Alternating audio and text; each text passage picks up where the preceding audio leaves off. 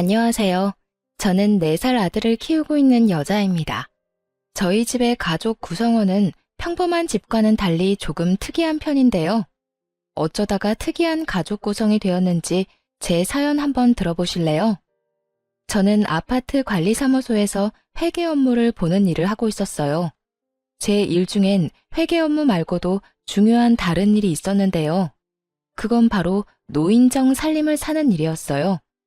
일을 하며 남는 시간엔 아파트에 마련된 노인정에 가서 청소를 돕는다거나 최소한의 구비 물품들을 체크해야 하는 일도 맡아서 하고 있었는데 그곳에서 친하게 지내는 분이 계셨습니다. 그분과 가깝게 지내다 보니 이런저런 이야기를 나누게 되었고 어느 날은 저에게 이런 말씀을 하시더라고요.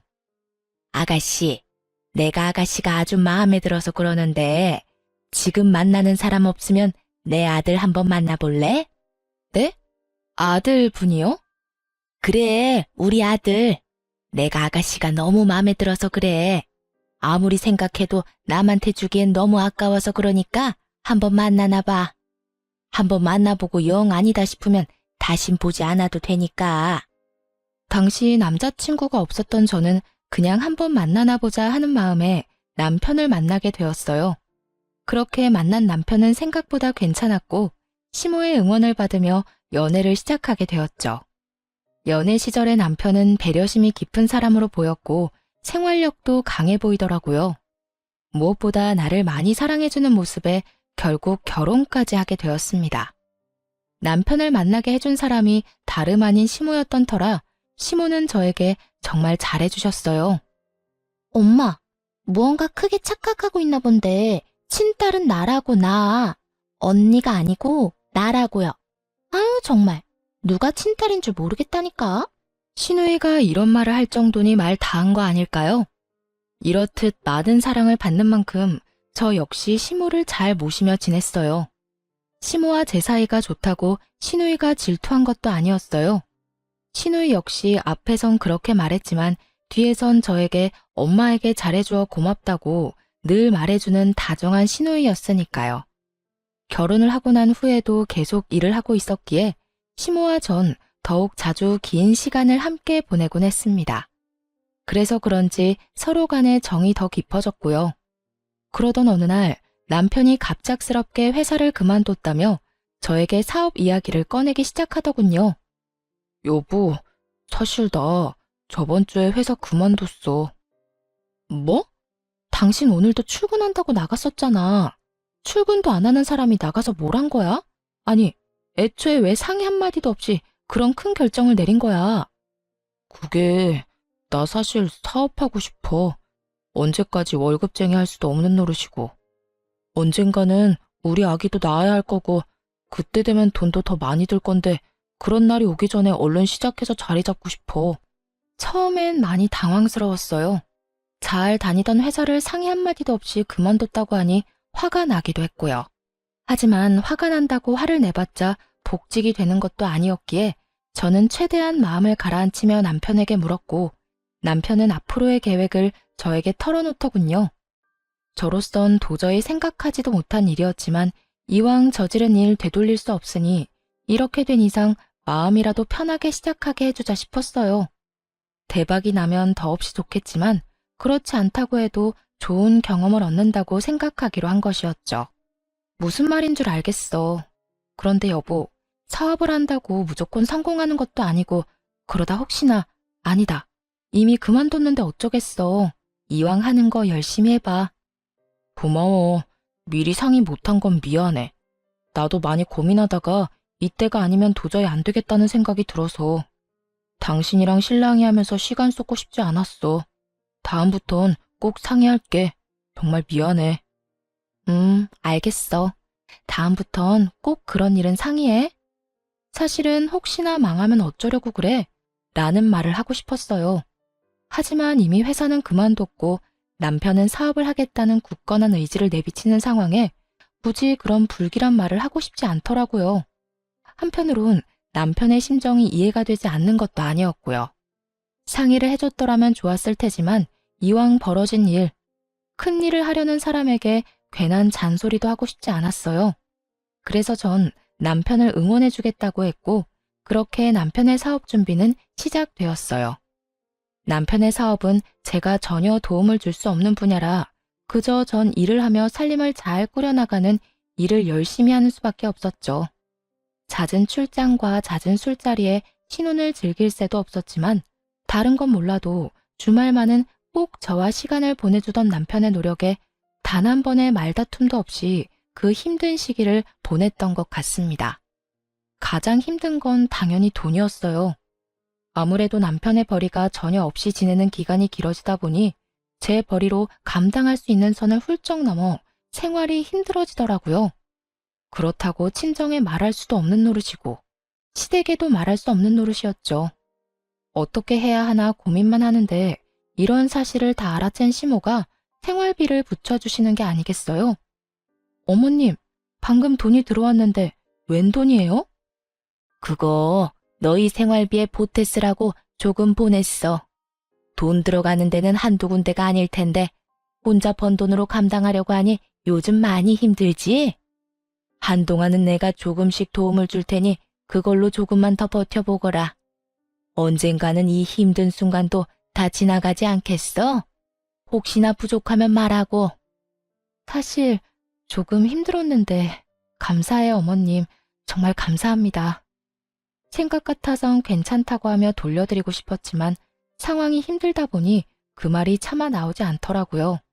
그래서 전 살림이 괜찮아질 때까진 감사한 마음으로 시모의 도움을 받기로 했습니다. 그렇게 생활비가 해결됐다 싶었더니 더 큰일이 저를 기다리고 있더군요.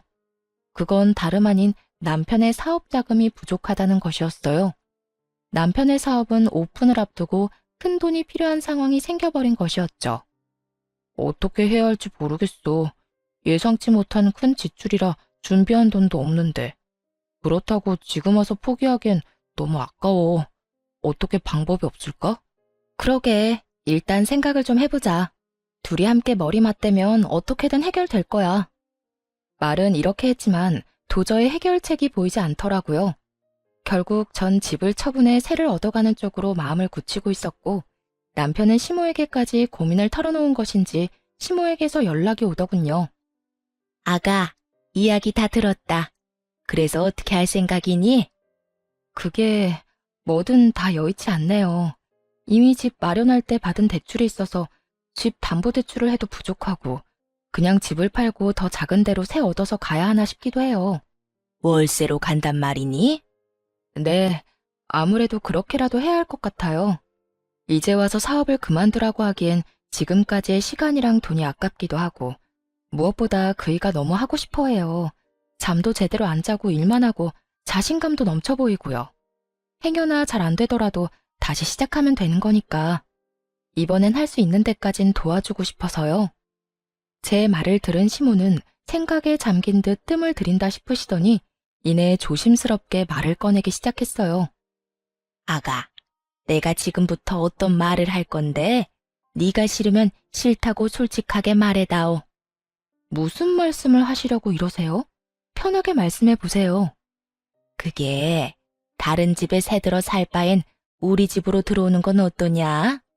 아무래도 월세 내고 사는 돈이 아깝기도 하고 네 남편 계속 바빠질 텐데 너 혼자 그렇게 두는 것도 마음에 걸리기도 해.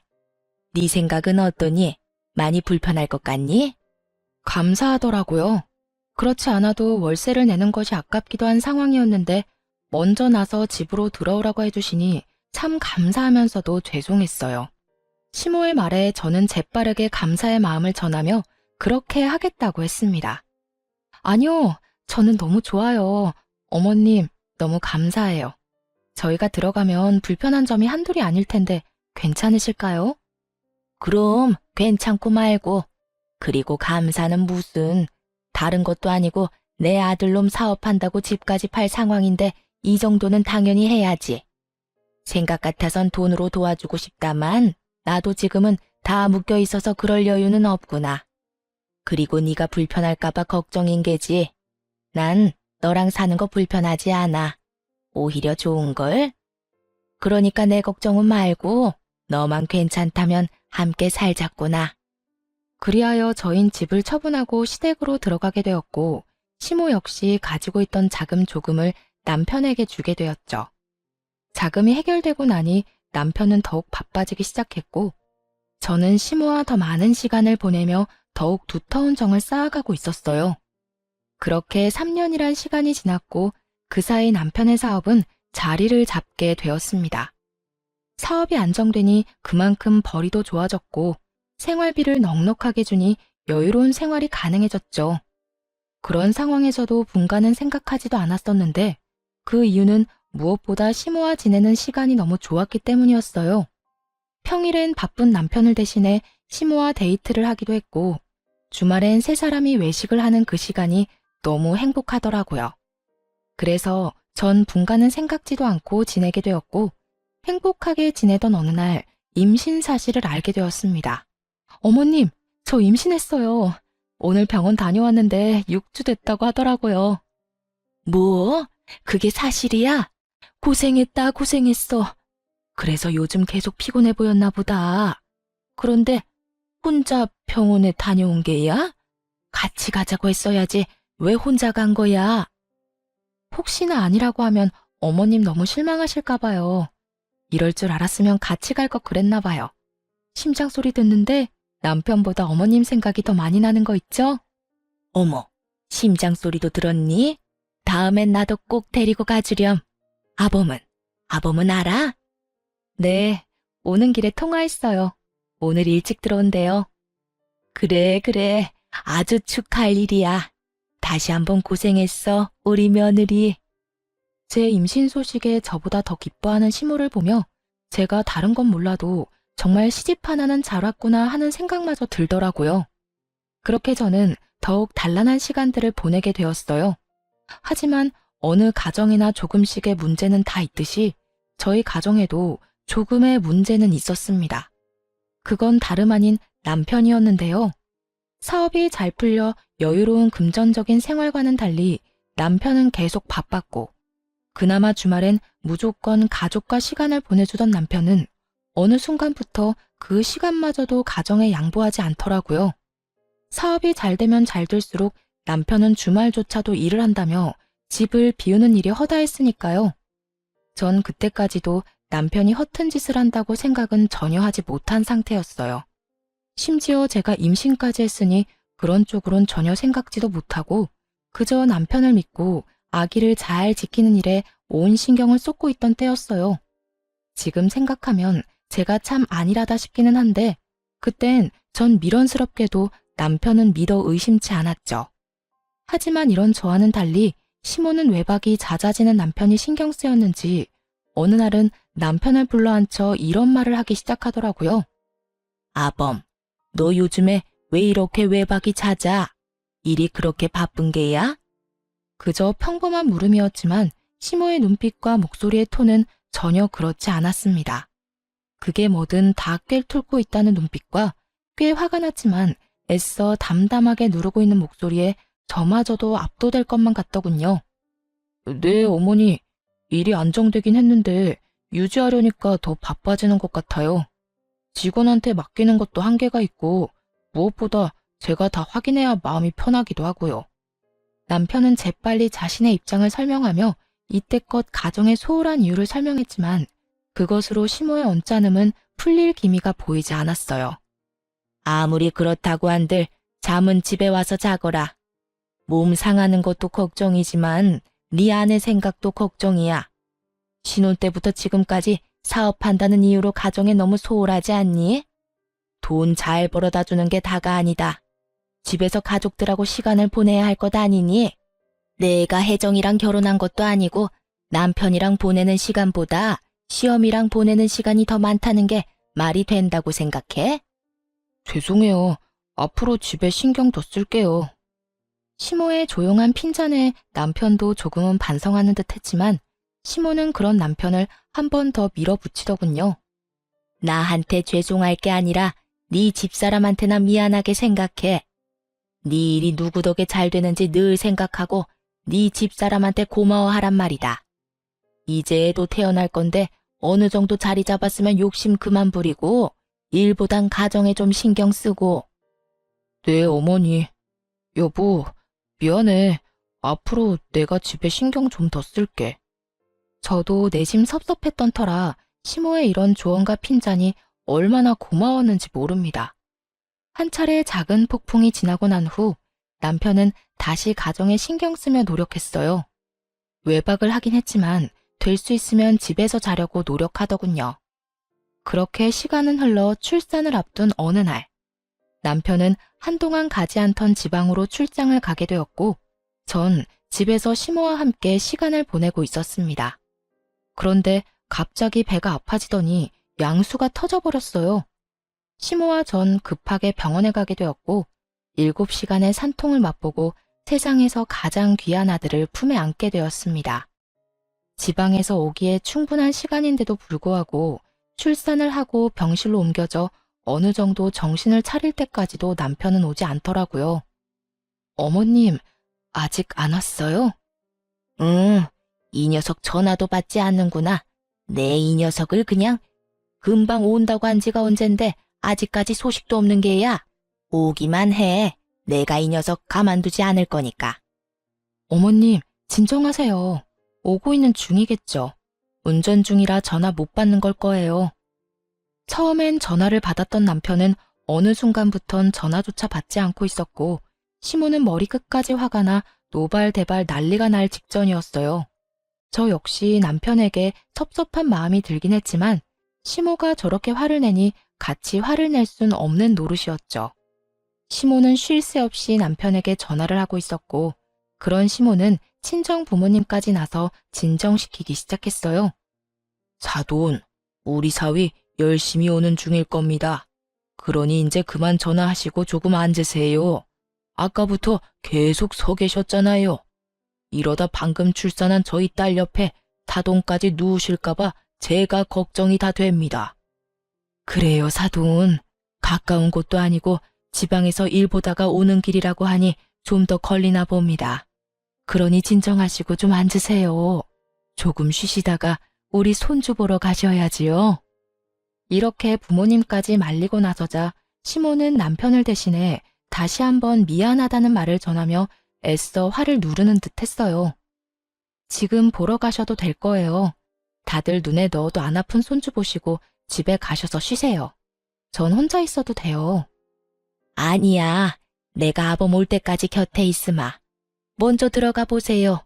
제가 제 아들놈 올 때까지 여기 있을게요. 아무래도 그래야 제 마음이 편할 것 같습니다. 시모의 말에 친정 부모님은 내일 다시 오겠다고 하며 돌아가셨고, 시모는 그런 부모님을 배웅하고 오겠다며 병실을 나섰어요.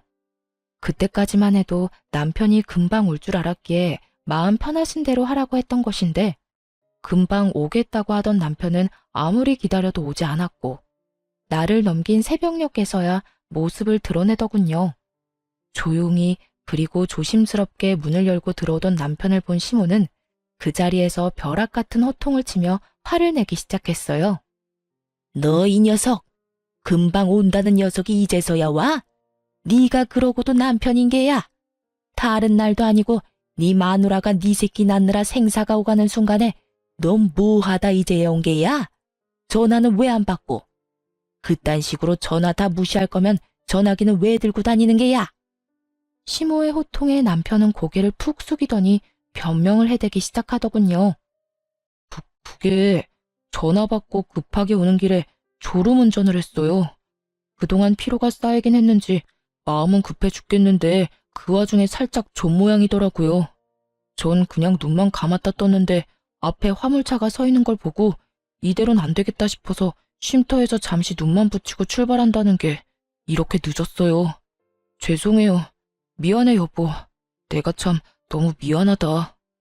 그간 남편이 얼마나 치열하게 살아왔는지 누구보다 더 잘 알던 터라 시모와 저는 그런 남편에게 더는 아무 말도 할 수가 없더라고요. 화가 나지도 않았고요. 물론 섭섭한 마음이야 있었지만 이렇게 무사히 온 것만 해도 다행이라고 생각하며 앞으론 태어난 아들과 함께 더 큰 행복이 가득한 날이 기다리고 있을 거라 믿어 의심치 않았습니다. 하지만 이런 제 확신을 비웃기라도 하는 듯 남편은 가정에 더욱 소홀해지더군요. 저에게도 더는 다정하게 대하지도 않았고요. 심지어 아들에게마저도 애정이 없는 남편을 보며 참 생각이 많아지더군요. 그렇게 생각은 많아지고 남편에 대해 다시 생각해보게 되던 어느 날, 일은 터지고야 말았습니다.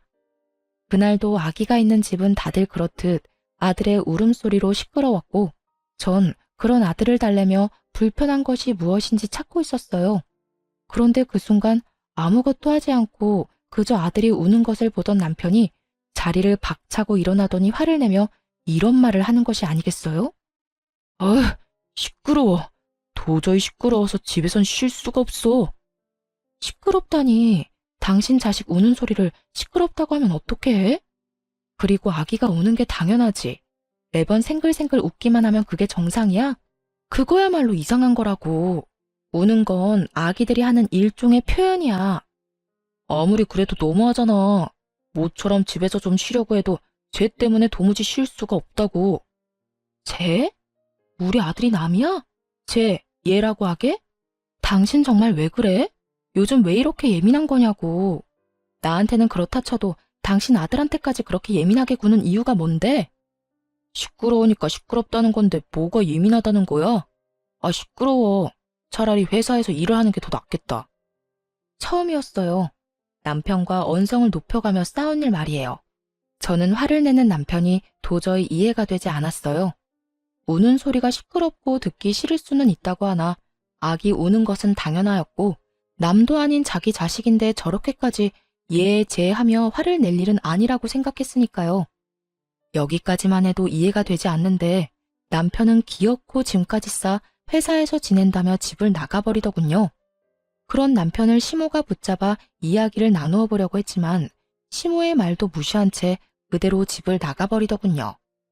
너 지금 이게 뭐 하는 짓이야? 승준이가 남의 새끼야? 어떻게 네 새끼한테 그딴 식으로 굴 수 있단 말이야? 그리고 네 마누라한테는 어떻고? 네가 이렇게까지 잘된 게 누구 덕인데?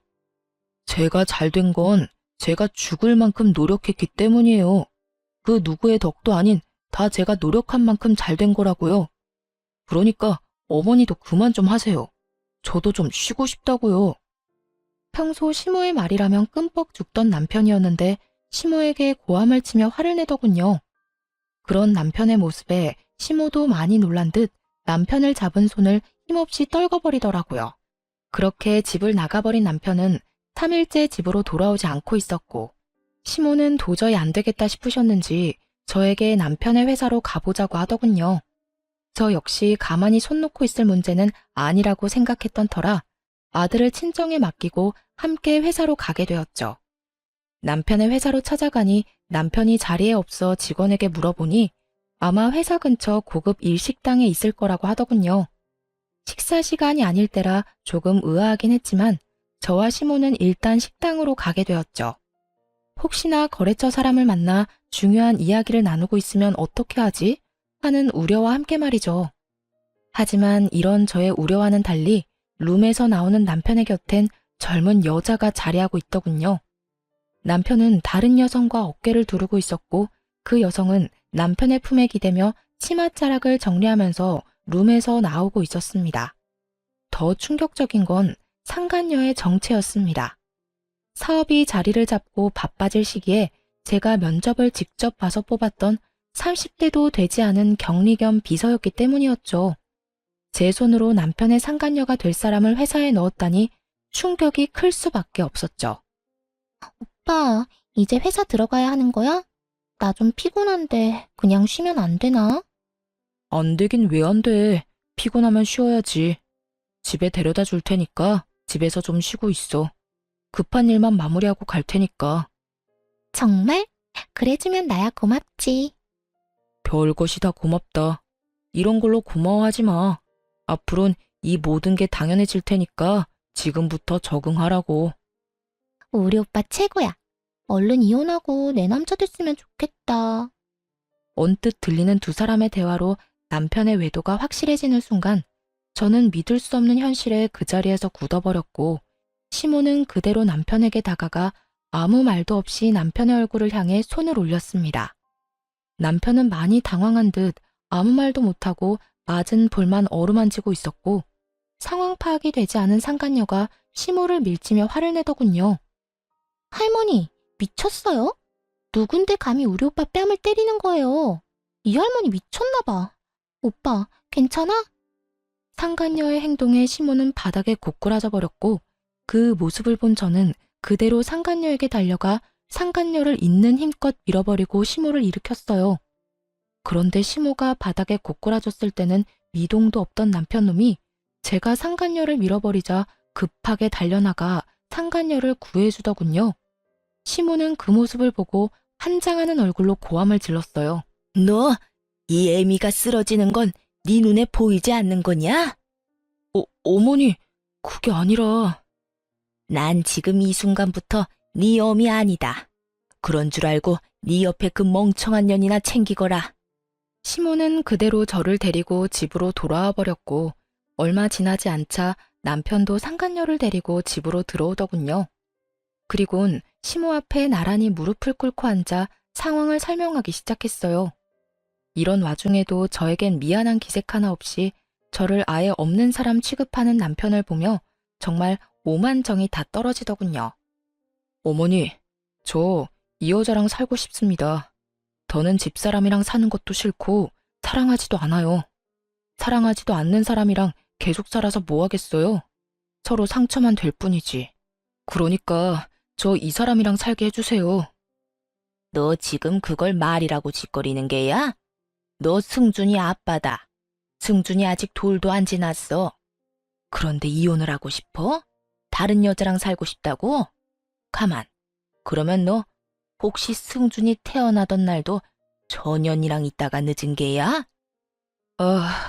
네, 맞아요. 제 핏줄이 태어나는 순간보다 이 여자랑 있는 순간이 더 소중하고 좋아서 같이 있다 보니 늦었어요. 사실은 가고 싶지도 않았다고요. 실수로 아차하는 순간에 가진 악이 무슨 애정이 있겠어요? 저요, 승준이 가지고 싶지도 않았다고요.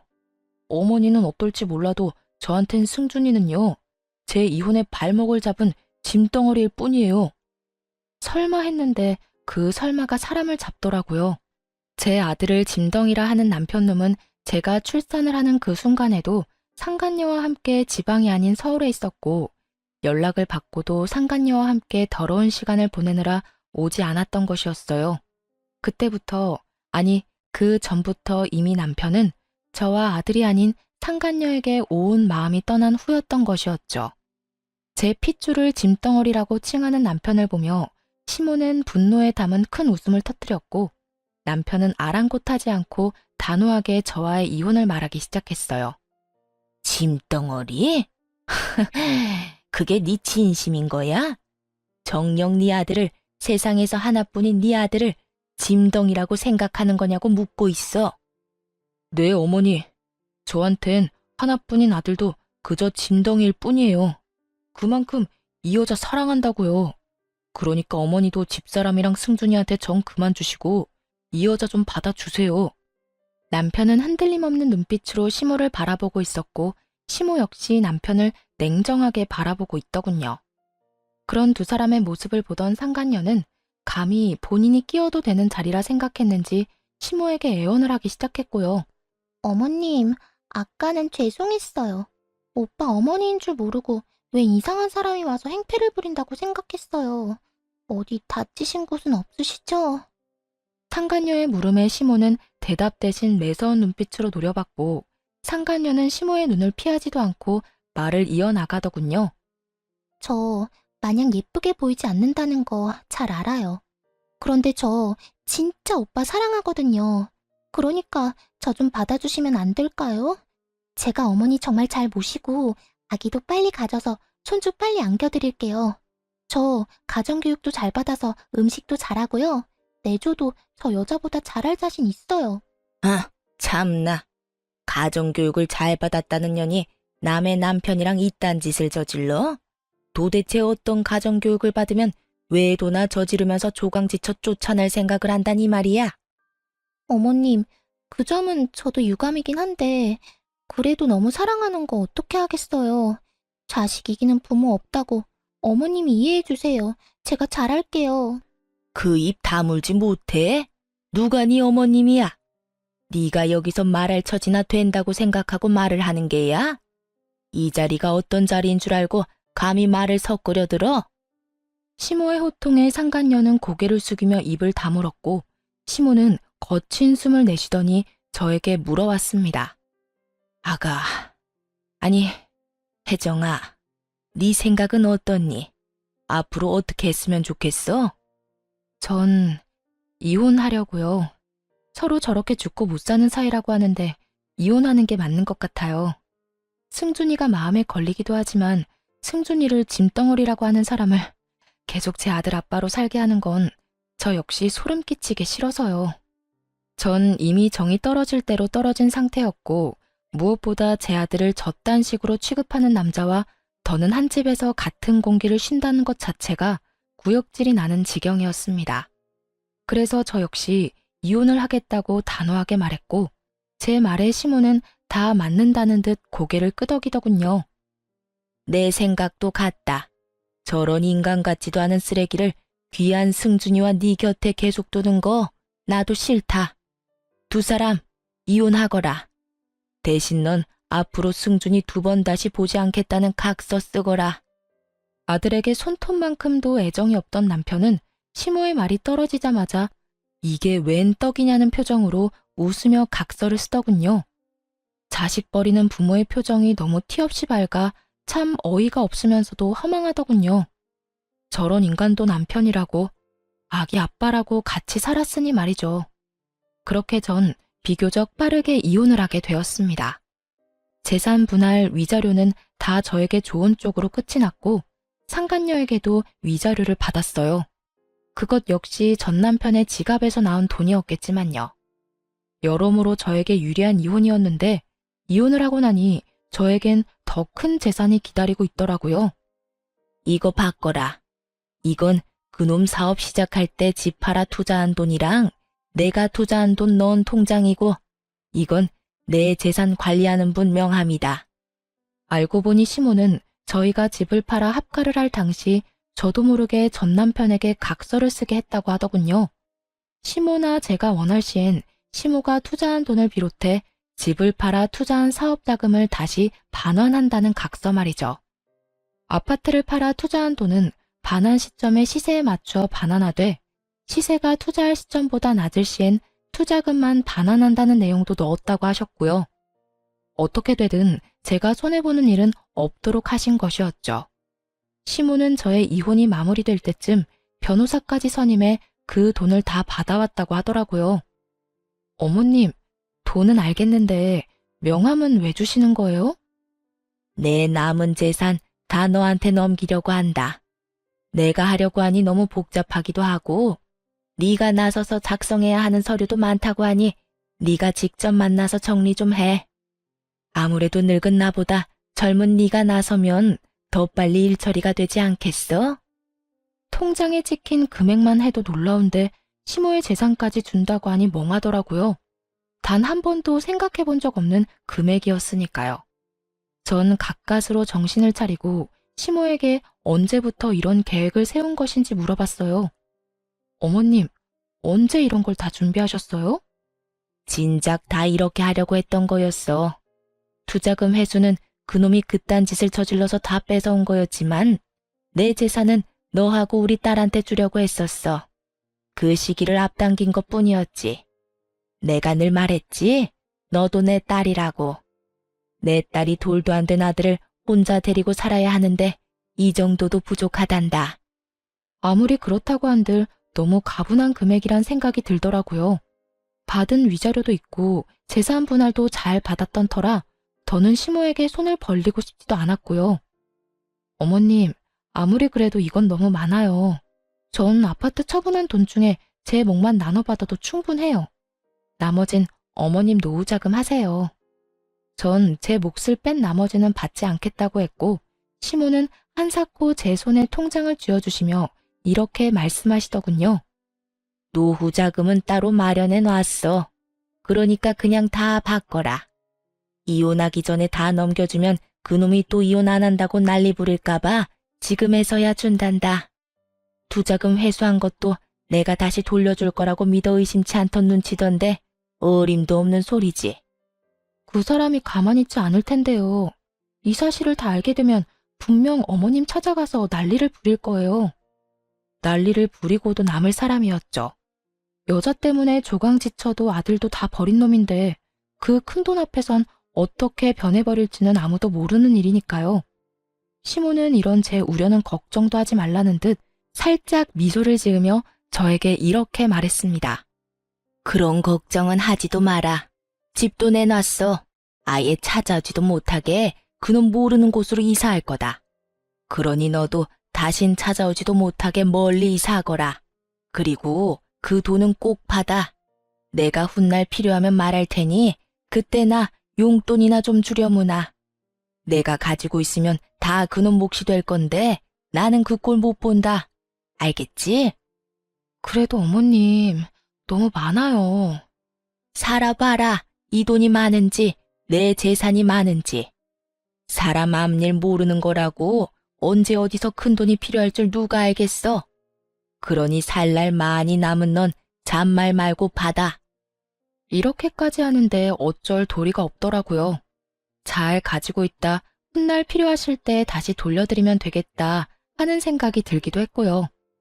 어찌되었든 전 시모와 연을 끊지 않고 가깝게 지낼 계획이었거든요. 결국 전 돈을 비롯해 나머지 재산도 정리해 넘겨받게 되었습니다. 그 후 모든 사실을 한 전 남편이 제가 잠시 친정에 머물고 있다는 사실을 알고 친정으로 와 울고불고 하며 매달리기 시작하더군요. 여보, 나 많이 원망했지? 내가 미안해. 당신 같은 여자가 어디 있다고 내가 미쳤었어. 이제 와서 반성이란 걸 하는 거야? 내 마음에 대못이란 대못은 다 박아놓고선 이제 와서 뭐? 미안? 미쳤었다고? 대단하다, 대단해. 고작 그런 말로 내 마음이 풀릴 거라고 생각하는 거야? 내가 무릎이라도 꿇으면 당신 마음이 풀리겠어? 당신 마음이 풀리기만 한다면 나 이깟 무릎 얼마든지 꿇을 수 있어. 이렇게 말한 전 남편은 제 앞에서 무릎을 꿇고 싹싹 빌기 시작하더군요. 사실 이런 전 남편의 모습을 상상해 본 적이 있었어요.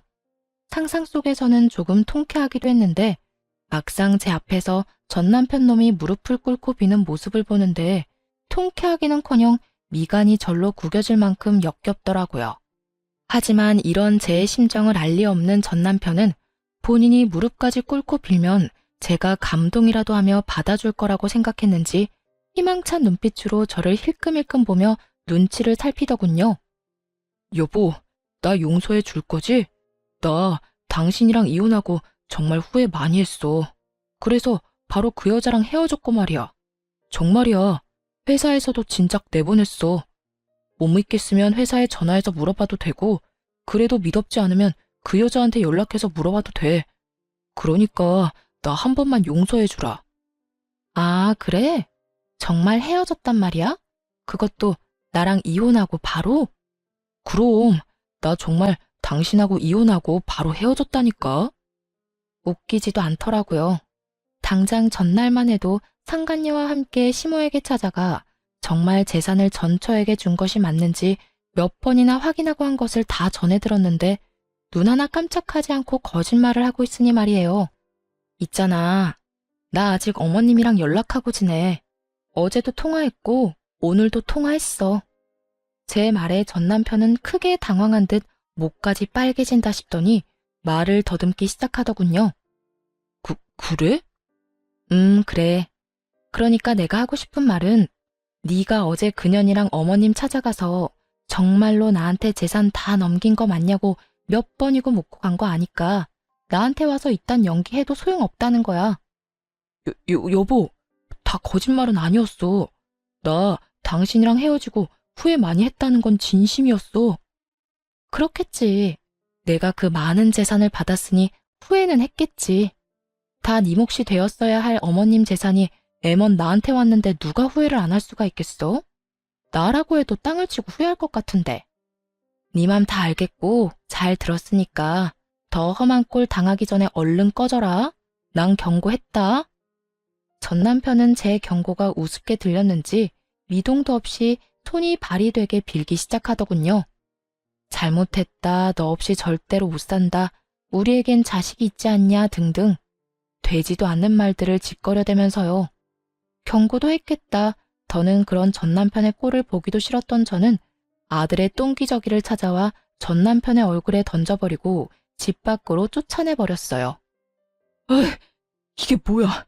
이거 똥이잖아. 너 미쳤어? 미친 건 너겠지. 여기가 어디라고 찾아와서 되지도 않는 눈물바람이야. 다신 찾아오지 마. 또 찾아오면 똥기저귀로 끝나진 않을 거니까. 알아들었으면 당장 꺼져. 계속 난동 피우면 경찰 부를 거야.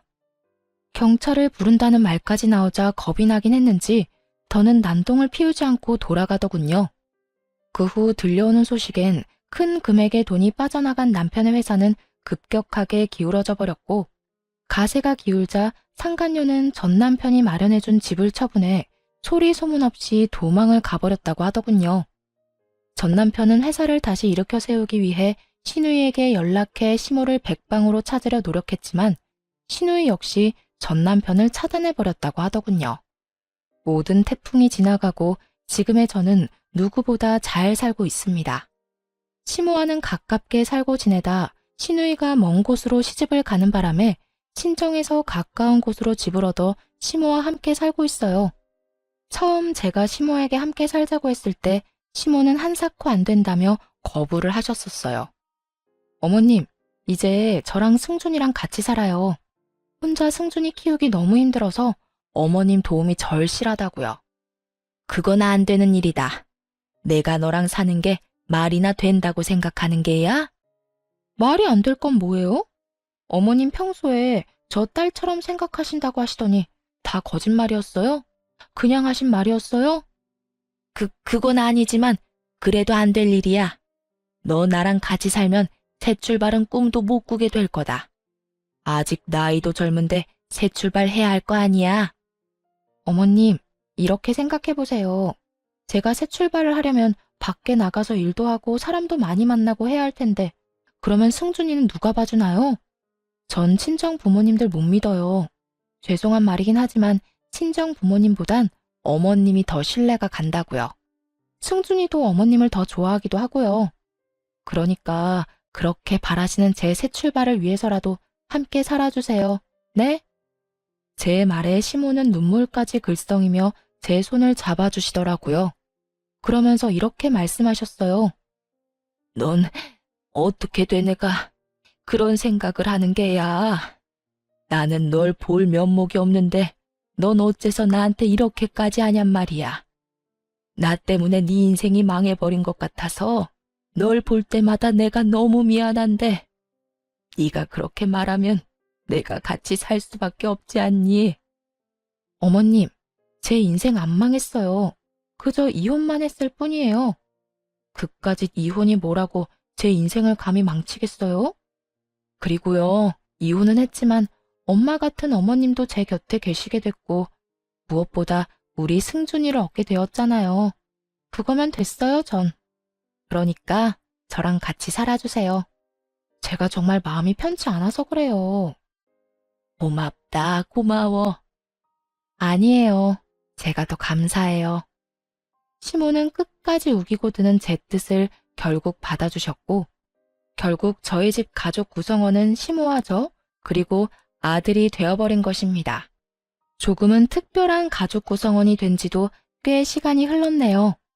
잘 먹고 잘 우는 것이 일이던 제 아들은 벌써 4살이 되었거든요. 다행스럽게도 아들은 아빠의 빈자리가 느껴지지 않을 만큼 밝고 사랑스럽게 자라고 있어요. 시모와 전 여전히 사이가 좋고 요즘엔 어머님이란 호칭 대신 엄마라는 호칭으로 부르고 있을 만큼 더욱 가깝게 지내고 있답니다. 처음 엄마를 모시고 산다고 했을 때 친정 부모님께서 선뜻 그렇게 하라고 하신 것은 아니었어요. 하지만 엄마가 저에게 어떻게 하는지를 누구보다 가까이에서 봤던 터라 짧은 고민 후 저의 뜻대로 하라고 해주시더라고요. 지금은 저희 관계를 인정해 주시는 것을 넘어 함께 시간을 보내는 일도 많아요. 이렇듯 저는 특별한 가정 속에서 행복한 삶을 보내고 있습니다. 앞으로도 저는 특별한 인연으로 생긴 엄마와 함께 아들을 잘 키우며 행복하게 살아가 보려고요. 제 사연은 여기서 끝이 났습니다. 긴 저의 과거 이야기를 들어주신 모든 분 감사드립니다.